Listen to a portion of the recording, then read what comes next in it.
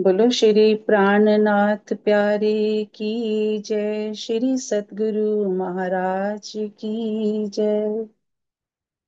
प्रथम लागू दो चरण को, धनिये न छुड़ायो किन। लाख तली लालेड़िया, मेरे जीव के यही जीवन। किन पाँव तले पड़ी रहूं, धनी नजर खोलो बातूं। पलना वालूं निर्कुनेत्री, मेरे जीव के यही जीवन। मेरे जीव के यही जीवन। प्रणाम जी, सब सुंदर साथ जी को कोटि कोटि प्रणाम। वैसे तो यहाँ पर सारे इतने प्रबुद्ध सुंदर साथ बैठे हैं, सब कुछ जानते हैं।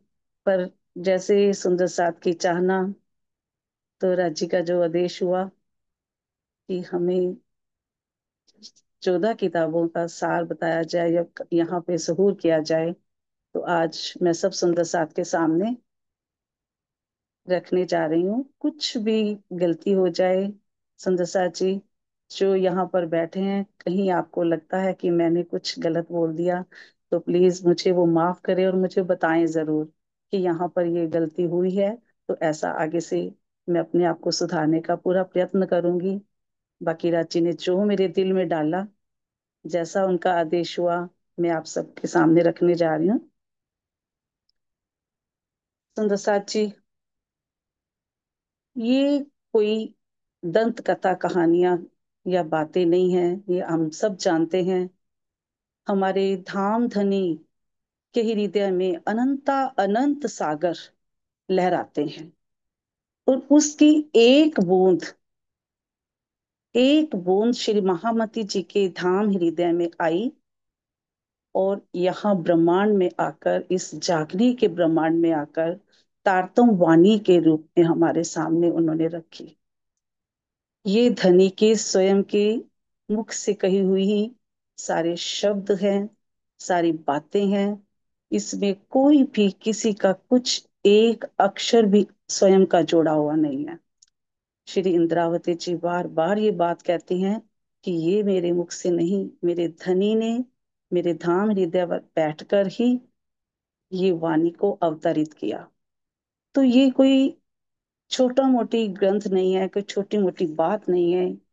ये ज्ञान, ये तारतम ज्ञान आज तक ना इस ब्रह्मांड में पहले कभी आया था, ना कभी आएगा। ये ऐसा ज्ञान है, वो पार ब्रह्म का ज्ञान है। और हम सुंदर साथ जी, ये हमें बहुत अच्छे से पता है कि जो दुनिया वाले हैं ना, दुनिया वाले मनुष्य की बनाई गई मूर्तियों में ही अपने भगवान को पाते हैं। जैसे जो दुनिया वाले हैं, वो भगवान की मूर्ति बना देते हैं। किसी ने राम की मूर्ति बना दी, किसी ने कृष्ण की बना दी, या कह लो अ, साईं बाबा की। कितनी मूर्तियां बनती है। उन उन मूर्तियों में ही, मनुष्य द्वारा बनाई गई मूर्तियों में ही वो अपने प्रियतम की पहचान करते हैं, अपने प्रभु को, अपने भगवान को, उनकी स्वरूप को पा लेते हैं। लेकिन हमारे इस ज्ञानमय स्वरूप के अंदर हम उस परमात्मा की पहचान करके, हम उसके अंग अंग को देखकर उसका स्वरूप खड़ा करते हैं। सुंदर साथ जी, धनी ने अपने मुखारबिंद से, धनी ने स्वयं आकर अपने अंग अंग का वर्णन इस वाणी में किया कि मेरा नख कैसा है, मेरी शोभा कैसी है, मेरे दंत कैसे हैं, मेरा मुखारबिंद कैसा है, मेरी गाल कैसे हैं। तो हम उस अंगों को पढ़कर अपने धनी का स्वरूप अपने हृदय में बसाते हैं। तो इसीलिए हम, हमारे मंदिरों में मूर्ति पूजा नहीं होती, दुनिया की बनाई मूर्ति की पूजा नहीं।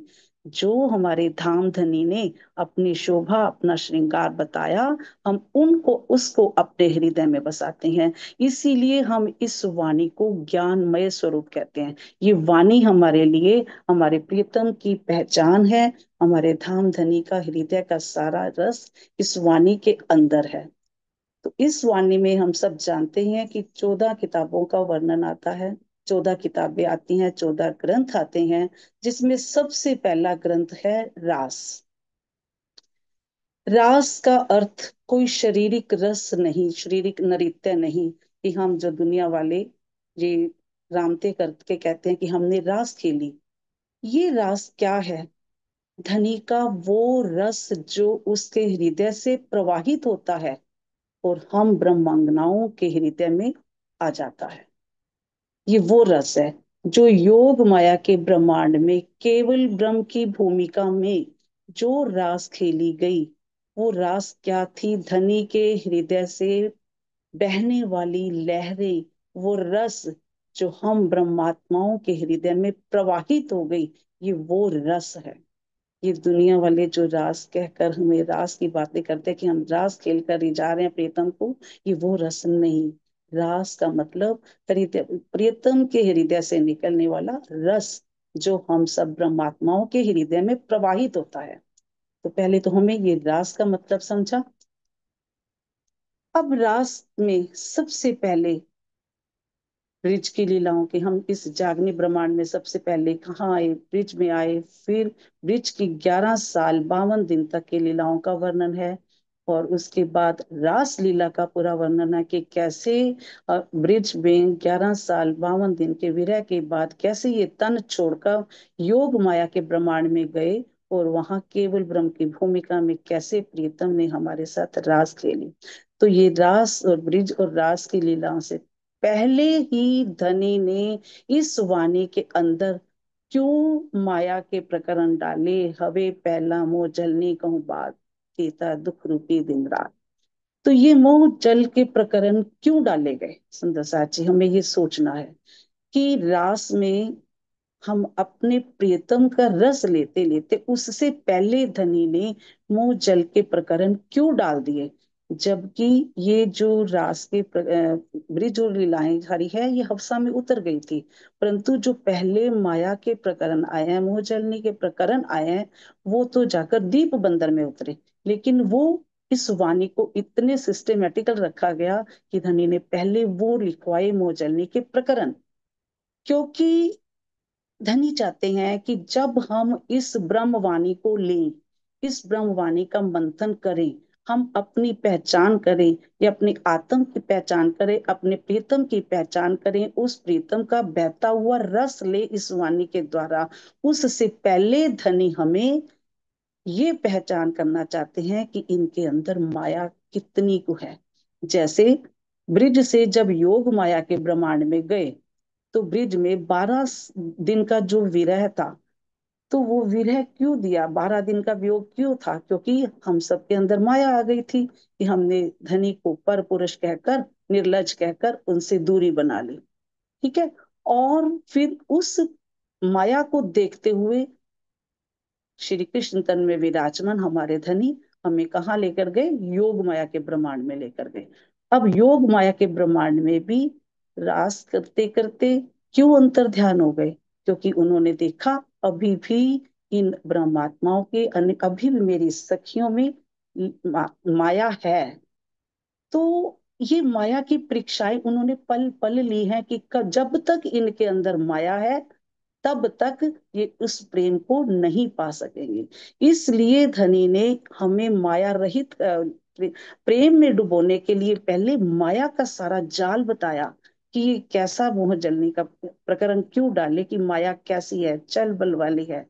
तो इस माया से कैसे पार उतरना है, ये बताकर ही हमें धनी अपना प्रेम देना चाहते हैं, जो रास का असली सार है, रास का सिखापन है। रास का सिखापन ही क्या है? प्रेम। तो प्रेम से पहले हमें धनी माया से बचाना चाहते हैं, कि कैसे हमने माया से बचना है, कैसे हम उस माया से पार पाना है। तो इसलिए माया के प्रकरण पहले रखे गए। ठीक है। अब माया के प्रकरणों के बाद ही ब्रिज की लीलाएं, रास की लीलाएं बताई गई। उसके बाद उसके बाद धनी ने सबसे पहले ठकुरानी जी का श्रृंगार किया। फिर योग माया का श्रृंगार आया, फिर राज्य का श्रृंगार आया। ऐसे श्रृंगारों का वर्णन करते करते फिर धनी हमारे साथ कैसे रामते खेलते हैं परम धाम में, वो राम तो बताई गई।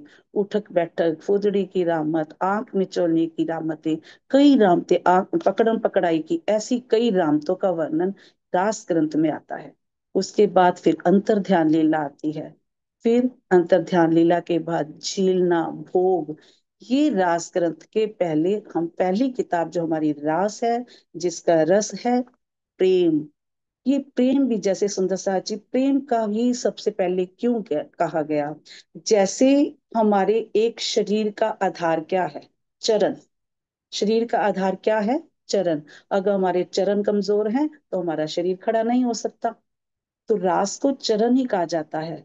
तो इसी तरह जब तक हमारे अंदर प्रेम नहीं आता, ना तो हम पारब्रह्म परमात्मा की पहचान कर पाएंगे, ना हम अपनी पहचान कर पाएंगे, ना वो राज्य के गुज ले पाएंगे जो हमें वो बताना चाहते हैं। प्रेम सबसे पहले जरूरी है, क्योंकि इस प्रेम से ही, प्रेम एक नींव है, और इस नींव को जब तक मजबूत नहीं, तो हमारा महल खड़ा नहीं हो सकता। तो ये है हमारा रास ग्रंथ। रास ग्रंथ से हमें प्रेम का सिखापन मिलता है, खुद को समर्पित करने का सिखापन मिलता है, कि प्रेम द्वारा ही हम कैसे अपने आप को समर्पित कर सकते हैं। पूरा रास ग्रंथ में यही बताया गया है। इन्हीं पगले चाल की हमें अपने धनी को पाने के लिए, हमें प्रेम ही पहली सीढ़ी है, पहला कदम है। कि प्रेम के द्वारा ही हम सब कुछ पा सकते हैं। कैसे गोपियों ने प्रेम किया? प्रेम लक्षणा भक्ति। कौन सी? अनन्य प्रेम लक्षणा भक्ति। अनन्या का मतलब ऐसा कभी किसी ने ना किया हो, वो प्रेम। तो जो ब्रिज में गोपियों ने किया, ऐसा इस ब्रह्मांड में कभी किसी ने नहीं किया। तो इसीलिए ही रास ग्रंथ को पहले रखा गया, ताकि प्रेम का एक बीज उत्पन्न हो, तभी हम आगे सारे ग्रंथों को ग्रहण कर पाएंगे। जो उसमें आदेश दिए गए हैं, जो उसमें बातें कही गई हैं, तभी हम उन सबको पा सकेंगे। हमारे अंदर प्रेम का एक बीज जब अंकुरित होगा, तो ये रास ग्रंथ क्या है? रास ग्रंथ का सार क्या है? प्रेम। रास ग्रंथ हमें क्या सिखाता है? प्रेम सिखाता है। क्योंकि ये चरण है, जैसे हम चलना है तो प्रेम के द्वारा ही, जैसे हम चरणों से चलते हैं, तो प्रेम के द्वारा ही हमें चलना है। हमारी चाल प्रेम से ही शुरू होगी। ये तो हो गया हमारा रास ग्रंथ। उसके बाद हमारा आता है श्री प्रकाश ग्रंथ। प्रकाश ग्रंथ में क्या प्रकाश डाला हुआ है? ज्ञान का प्रकाश। उस सत्य का प्रकाश जो आज तक इस ब्रह्मांड में नहीं आया। ये प्रकाश कहीं और नहीं है, तारतम वाणी का प्रकाश, ज्ञान का प्रकाश, सत्य का प्रकाश, और श्री प्राणनाथ जी का पर प्रकाश डाला, सदगुरु का पर प्रकाश डाला हुआ है। पूरी ज्ञान की महिमा इसमें बताई गई है हमारे प्रकाश ग्रंथ में।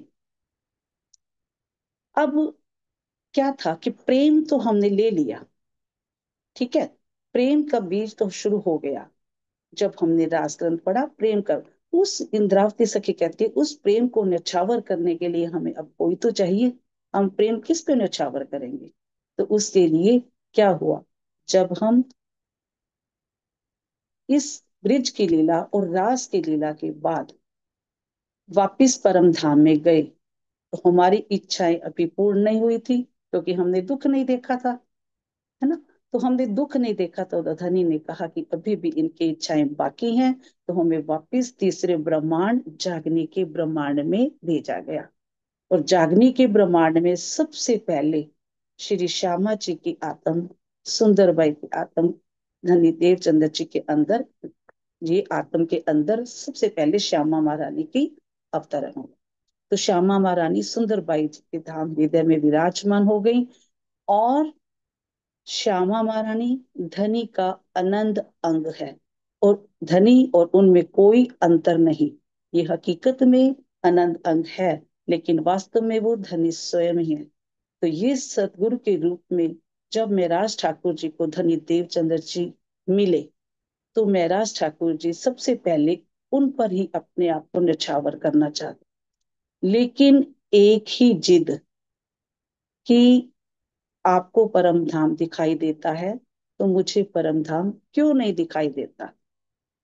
और इस बात का जो उनके हृदय में एक बैठ गई कि मेरे मुझे परम धाम क्यों नहीं दिखाई देता, ये बात सदगुरु से थोड़ी दूरी को बढ़ा देती है, क्योंकि धनी उन्हें अरब में भेज देते हैं। तो दूसरी जो हमारा ग्रंथ है प्रकाश, उसमें हमें सतगुरु की महिमा के बारे में बताया गया, क्योंकि वो तब तो पहचान नहीं कर पाए थे और इस जिद में ही अड़े रहे। लेकिन जब उनको हफ्से में जाकर पता चला, तो उसके बाद कैसे कैसे उन्होंने प्रायश्चित किया, कैसे उन्होंने अपनी सारी गुण अंग इंद्रियों को धिक्कारा, फटकारा, जीव को, आत्म को, कुछ नहीं छोड़ा उन्होंने। धिक्कार कहाँ कहाँ नहीं किया, कैसे कैसे उन्होंने फटकारा। ये बहुत प्रायश्चित के पहले वाले सारे प्रकरण प्रकाश हिंदुस्तानी में आते हैं। तो ये अपने गुण अंग इंद्रियों को फटकार लगाई कि क्यों नहीं तूने पहचाना। धनी तुझे बार बार पुकार पुकार कर, हर तरह के दृष्टांत देकर, ब्रिज की लीलाएं सिखा दिखाकर, रास की लीलाएं बताकर, सारी आड़िकाएं लीलाएं बताकर तुझे पल पल समझाते रहे। हे जीव, तू उसको क्यों नहीं समझ पाया, तू क्यों उसके उस धनी को पहचान नहीं पाया। धिक्कार है तुझे। कहते हैं कि मैं अपने शरीर के अंग अंग को टुकड़े टुकड़े कर दूं, उसमें नमक मिर्च भर दूं, तो भी मेरे उस प्रायश्चित को मैं पूरा नहीं कर, इतना प्रायश्चित मैं करती हूँ। महाराज ठाकुर जी बहुत ज्यादा वो कहते हैं कि अब वो इंद्रावती सखी की आत्म थी, उनकी पूरी पहचान भी करवा दी कि तुम इंद्रावती की आत्म हो, तेरे अंदर से सारी वाणी अवतरित हुई है। ये भी उस बात को नहीं समझ पाए, ये भी नहीं समझ पाए कि ये बताने वाला स्वयं कौन है।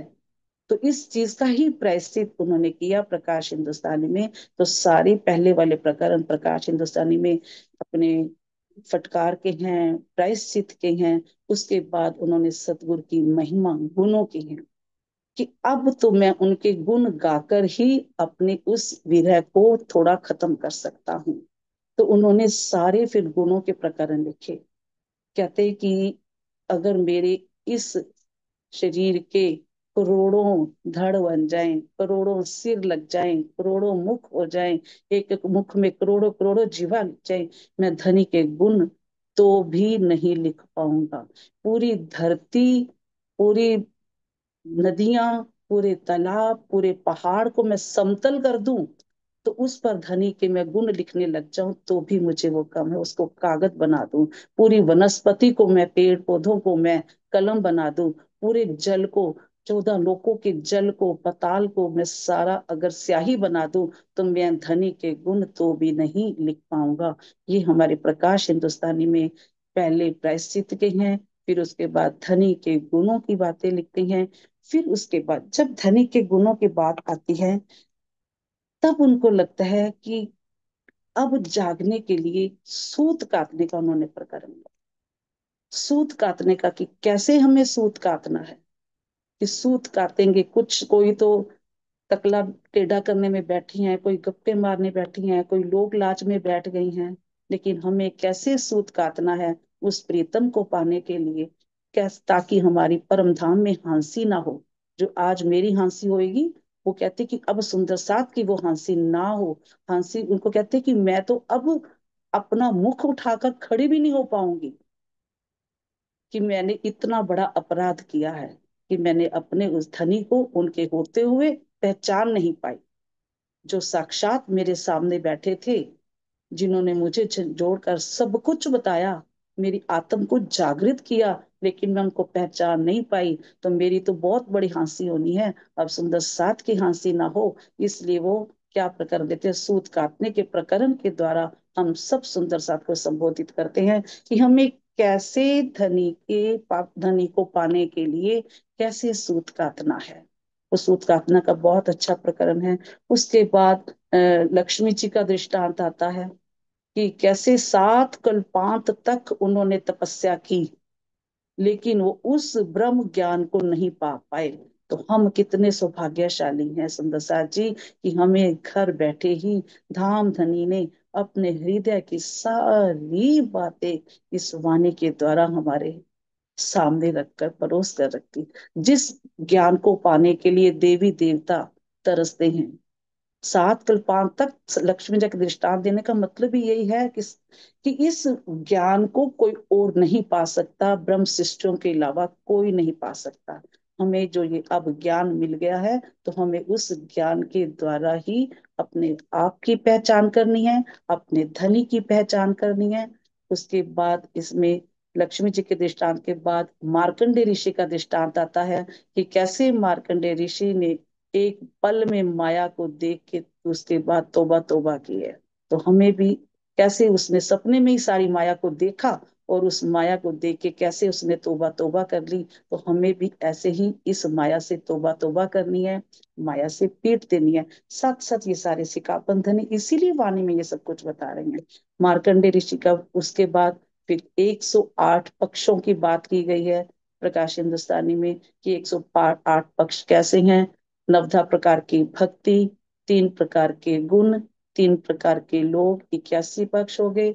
82वां पक्ष वल्लभाचार्य का, 83वां पक्ष कबीर पंथ का। उसके बाद 25 पक्ष हमारे परम धाम के। ये 108 पक्षों को माला, मोतियों को एक माला में पिरोकर हमें इस प्रकाश हिंदुस्तानी ग्रंथ में बताया गया। उसके बाद आता है सुंदर साथ जी कि जब ये सब कुछ बता दिया, धनी कहते कि अब, श्री महामती जी कहते कि अब प्रकट वाणी देकर उन्होंने अपनी आत्मा को जागृत, उनकी आत्मा तो जागृत है, ये हम सब सुंदर साथ के लिए सिखाते हैं कि अपनी आत्मा को हम जागृत करें। कि एक प्रकटवाणी प्रकाश हिंदुस्तानी में जो लास्ट में आती है, वो आत्म जागृति के लिए ही प्रकटवाणी दी है कि कैसे हम इस ब्रह्मांड में आए, कैसे हमने खेल मांगा, कैसे इश्क रब्त हुआ, और उसके बाद कैसे हमने धाम धनी को पाना है, और अपनी मूल सुरता हमने कहाँ रखनी, अपने मूल कहाँ बैठे हैं, ये सारा हमें प्रकटवाणी में बताया गया। तो उसके बाद आत्म जागृति का ये प्रकरण आता है। तीसरा ग्रंथ हमारा सुंदर साथ जी आता है खटरुति। क्योंकि प्रकाश गुजराती और प्रकाश हिंदुस्तानी एक ही बात होती है, क्योंकि काफी तो गुजराती भाषा में है तो वो हिंदुस्तानी भाषा में है, तो बहुत सारी ध्वनियां मोस्टली हमारी एक जैसे ही है। तो इस तरह प्रकाश ग्रंथ में वो प्रकाश डाला गया जो आज तक दुनिया में नहीं है, उस सत्य की ओर ले जाया गया। तो उसके बाद आता है हमारा ग्रंथ खटरूती। खटरूती ग्रंथ क्या है? विरह। हमें रास ग्रंथ से प्रेम की पहचान हुई, उसके बाद खटरुती में, सॉरी, प्रकाश हिंदुस्तानी में सतगुरु की पहचान हुई। तीसरा ग्रंथ आ गया हमारा खटरुती। अब खटरुती में क्या है कि कैसे धनी ने विरह किया है, एक विरहनी कैसे अपने हृदय से उस प्रियतम को पाने के लिए उसके अंदर कैसे विरह विरह की अग्नि प्रस्फुटित होती है, ज्वाला जलती है। उसकी एक एक हूक, एक एक फूक धनी के हृदय को छूती हुई निकलती है। ये पूरा ग्रंथ कटरूती विरह का ही सारे इसमें प्रकरण है। इसमें 6 ऋतुएं हैं, क्योंकि ये आत्म जागृति का पहली सीढ़ी है। खट विरह, आत्म जागृति की पहली सीढ़ी विरह। तो सुंदर साथ जी, इस खटरूती ग्रंथ में 2 प्रकार के विरह की बात की गई है। 2 प्रकार का विरह कैसे? पहला विरह तब हुआ जब धनी देवचंद्र जी उस परिणाम को स्वीकार नहीं करते। जब ये 9 साल की जुदाईगी के बाद वापिस आते हैं, तो परिणाम स्वीकार नहीं की जाती। 9 साल कैसे, 12 साल, 9 साल, 5 साल ये अरब में रहे, और 2 साल जब आकर 5 साल अरब से आने के बाद जब धनीदेव चंद्र जी ने उनके मेराज ठाकुर जी की प्रणाम स्वीकार नहीं की, तो उसके बाद उसको दिल में ऐसा लग गई, और उसके बाद वो विरह में डूब गए। अपने भाई के घर रहे, 2 साल तक भाई के घर में रहे। फिर भाभी के उलाहने तानों ने उनको फिर उस घर से निकलने के लिए मजबूर कर दिया। तो 2 साल वो कल्ला जी के पास नौकरी करने के लिए चले गए। तो ऐसे उन्होंने 9 साल का जो जुदाईगी रही, और उस जुदाईगी के बाद जब वो वापिस आए, क्योंकि जब बाल बाई जी को, बिहारी जी को बार बार कहने पर वापिस बुलाया गया, तो वो जो 9 साल की जुदाई थी, जो प्रणाम स्वीकार करने के थे, जो वो विरह था, एक वो विरह दिया गया है। पहला विरह जो 9 साल की जुदाईगी के 9 साल की जुदाईगी थी, उसमें जो विरह था, प्रणाम ना स्वीकार करने का विरह। और दूसरा विरह क्या है कि जब धनी देवचंद्र जी स्वयं थे, साक्षात उनके सामने प्रत्यक्ष बैठे थे, पर वो उनकी पहचान नहीं कर पाए। उनके अंतर ध्यान होने के बाद जब उन्होंने उनकी सेवा में लग गए, तो वो सुंदर साथ की सेवा करने के लिए भंडारा करना चाहते थे। भंडारे में फिर उनके ऊपर फिर इल्जाम लगाया गया, तो उनको हफ्सा में भेज दिया गया। हफ्सा में जब गए, तब इतना विरह किया, इतना विरह किया कि उस विरह में ही उन्होंने अपने श्वास छोड़ने तक भी आ गए। आह सूखी अंग में श्वास भी छोड़ो न संग, तब तुम पर्दा टाल के दियो मुझे अपना अंग। तो तब धामधनी ने स्वयं कह लो कि उनको दीदार हुए हफ्सा में, और वो जो विरह है, दूसरा विरह, वो तब उनको पहचान होती है कि जिनको मैं एक सतगुरु समझ रहा था, तो मुझे तो पता ही नहीं था कि मेरे धाम धनी युगल स्वरूप उनके हृदय में विराजमान है। ये विरह खटरुति में किया, 2 तरह के विरह किए गए। तो ये दोनों विरह, खटरुति का मतलब होता है 6 ऋतुएं। 6 ऋतुएं, 12 साल, 12 महीनों को 6 ऋतुओं में बांटने के लिए 2-2 महीने की एक एक ऋतु आती है। और उस ऋतु में, हर एक ऋतु में, चाहे वो गर्मी है, चाहे वो सर्दी है, चाहे वो बसंत है, जो भी ऋतु आई, उस ऋतु में उस प्रकृति के मनोरम दृश्यों को देखकर, उन मनोरम दृश्यों को देखकर इनके अंदर विरह की अग्नि और प्रस्फुटित होती है, और प्रज्वलित होती है। हे धामधनी, जब वो देखते हैं बादलों का गरजना, बूंदों का बरसना, वर्षा का आना, मोर का नाचना, पपीहा का पीऊ पीऊ करना, तो ये सब जब उनको आनंद में मग्न देखते हैं, तो वो तब बहुत विरह करती है कि मैं अपने प्रीतम को कब मिलूंगी, कब मुझे ये, मैं भी उस आनंद को पा पाऊंगी। वो श्याम पीयू पीयू करे रे पुकार। तो ऐसे प्रकरण खटरुति में दिए गए। वन की लताओं को जब वो अपने पेड़ों के साथ आलिंगनबद्ध देखती है, इंद्रावती सखी तब इतनी विरह करती है कि मैं कब अपने प्रीतम के गले लगूंगी, मैं कब पाऊंगी, मैं उस प्रीतम को कब देखूंगी। तो ये 6 ऋतुओं का वर्णन खटरुति में दिया गया है। इसके बाद सुंदर साथ जी, हमारा चौथा ग्रंथ आता है कलश। रास में हमने प्रेम को जाना, प्रकाश में हमने पहचान की, खटरुति में विरह, विरह को जाना कि कैसे विरह करना है, जो आत्म जागृति का पहला सीढ़ी है, पहली सीढ़ी है। तो इसके ऊपर कलश एक कंगूरे के समान विराजमान है। इन तीनों ग्रंथों के ऊपर कलश एक कंगूरे के समान विराजमान है, क्योंकि रास को नींव कहा गया है। जैसे चरण हमारी नींव है, ऐसे रास ग्रंथ को भी नींव कहा गया है। उसके बाद जो दोनों ग्रंथ है, वो महल रूपी है। महल के ऊपर जैसे एक कलश विराजमान होता है, उसकी शोभा को बढ़ाता है, तो ऐसे ही कलश ग्रंथ एक अंगूरे के समान इन तीनों ग्रंथों के ऊपर समाया। अब जब कलश ग्रंथ का, ये कलश की चाहे ग्रंथ में सब, बिहारी जी ने भी इस कलश ग्रंथ को तो क्लेश ही कह दिया। क्यों क्लेश कह दिया? क्योंकि उस ग्रंथ में ये बताया गया, ये पहचान दी गई है कि जो परम धाम में बैठे अक्षरातीत हैं, और जो इंद्रावती के धाम हृदय में बैठे अक्षरातीत हैं, प्राण प्राणनाथ हैं, उन दोनों में कोई अंतर नहीं है।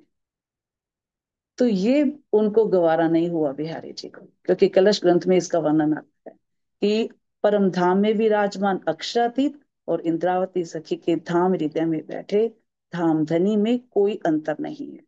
तो ये उनको गवारा नहीं हुआ, क्योंकि उनको लगता था कि उस मेरे धनी सतगुरु धनी देवचंद्र जी के बाद वो बैठक तो मेरे हृदय में होनी थी। तो ये उनको लगता था, पर ये राज्य की लीला, राज्य का आदेश, राज्य का हुक्म से ही सब कुछ हो रहा है। कलश ग्रंथ का सार ही राज्य का आदेश है, राज्य का हुक्म है।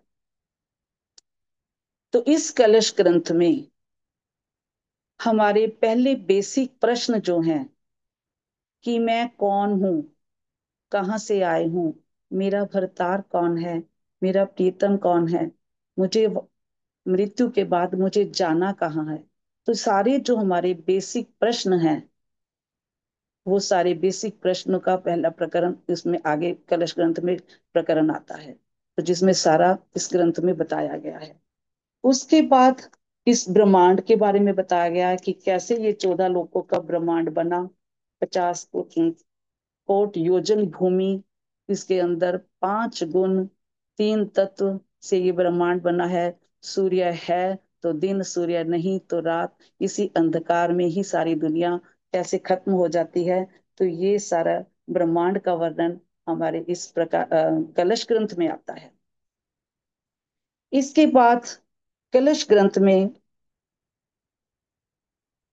जब ये पहचान होगी कि मैं कौन, कहाँ से आया, कौन है मेरो भरतार, जब ये पहचान आ गई, तब वीरा का प्रकरण आता है कि कैसे एक आत्मा परमात्मा से बिछुड़ कर आ गई, अब उसको मिलाना कैसे है।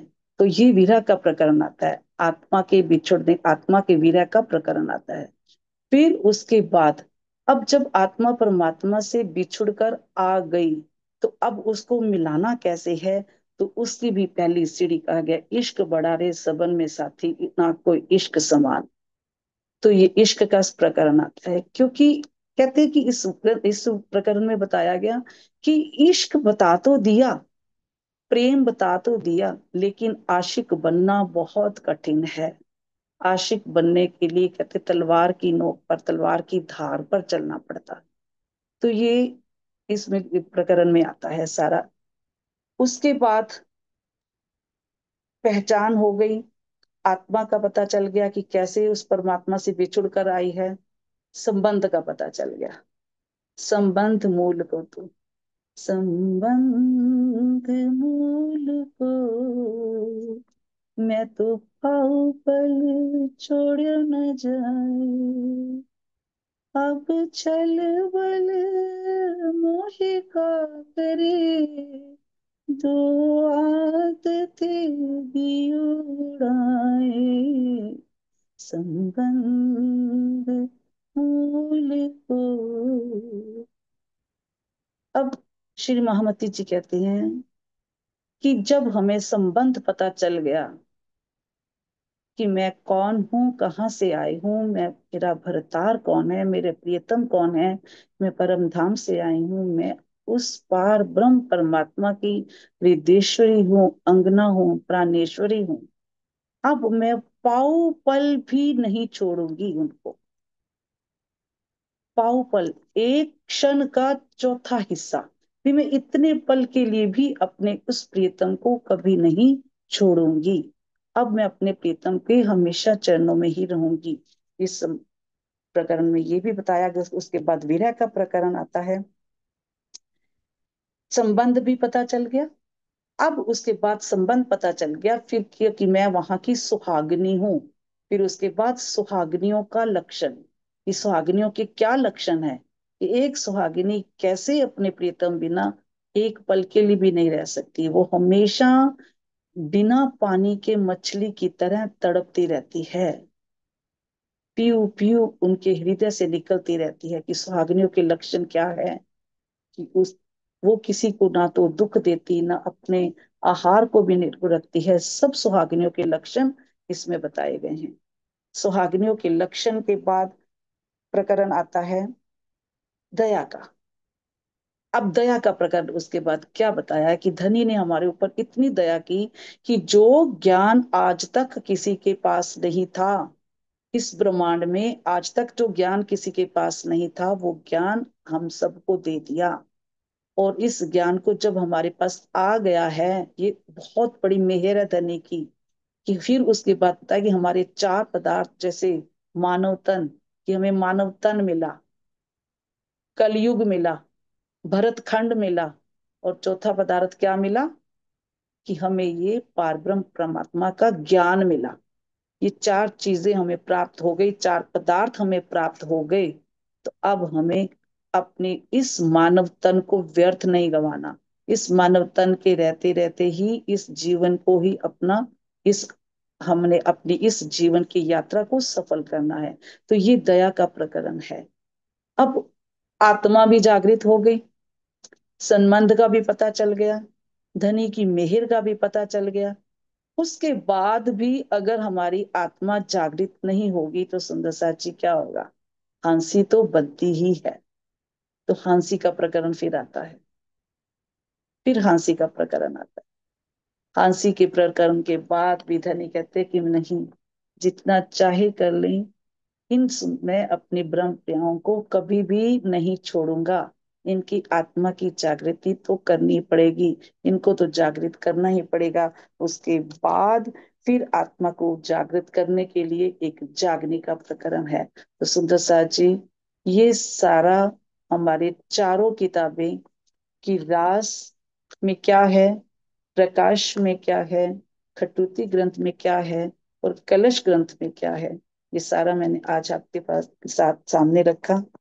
धामधनी जो हृदय में डाला, जितना उन्होंने मुझे दिया, मैं आपने आपके समक्ष मैंने रखा। इसके अलावा भी कुछ सुंदर साथ को कुछ जरा सा पता है, कुछ भी इससे ज्यादा की और भी इसमें बहुत सारी बातें हैं। तो हमारे साथ आज यहाँ बैठे इतने प्रभु सुंदर साथ हैं, तो अपनी बात रखना चाहते हैं तो रखिए। यहाँ तक मेरा प्रणाम स्वीकार करें, बाकी की किताबें हम कल करेंगे। तो आज हमने पहली चार किताबों का सार जाना कि क्या हमारी इन चारों किताबों में धनी हमें इन चारों ग्रंथों में क्या आदेश देना चाहते हैं, क्या बताना चाहते हैं। प्रणाम जी।